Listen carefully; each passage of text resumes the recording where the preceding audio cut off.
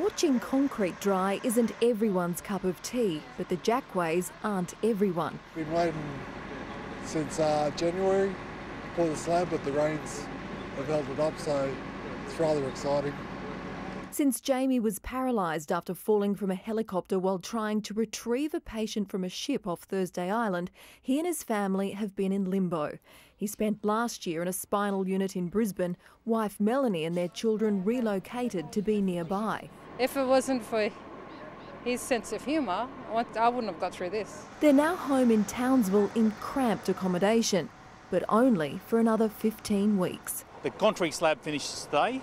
Next week we start the block work, then we've got the trusses and the roof, the rendering, tiling. Everyone involved has donated time, money or goods. The house will have electric doors, a ceiling hoist and hopefully, eventually, a pool for Jamie's rehab. It'll be good to have our own home. When he can, Jamie's keen to get back to work with the ambulance service. Whatever they can give me, I'll take. I'd love to see him have some kind of role back in the ambulance, and nothing's impossible. For now, he'll just take every day as it comes. I can't complain at all. Sally Eeles, 7 News.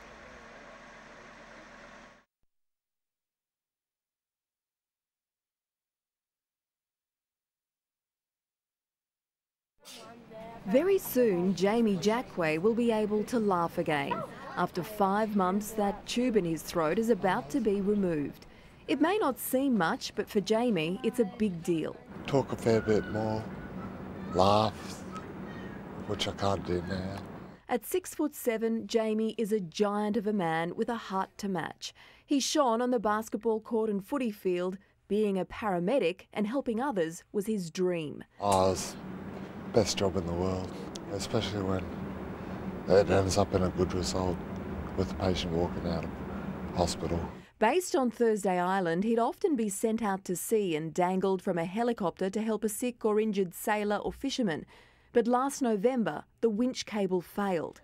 Jamie fell 16 metres onto the deck of a ship, breaking his spine, both arms and his pelvis. I was happy he was alive.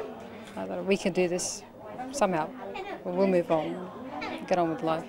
The accident stripped Jamie of his stature, left him paralysed, but it didn't steal his spirit. The fact that he can't walk and he's still smiling and he's happy. The whole family has now temporarily moved to Brisbane. Melanie spends most of her days by Jamie's side. I just want Jamie to get better. As long as he keeps his spirits up and does his physio, then I'm happy. What Jamie and his family really want now is to go home, back to Townsville.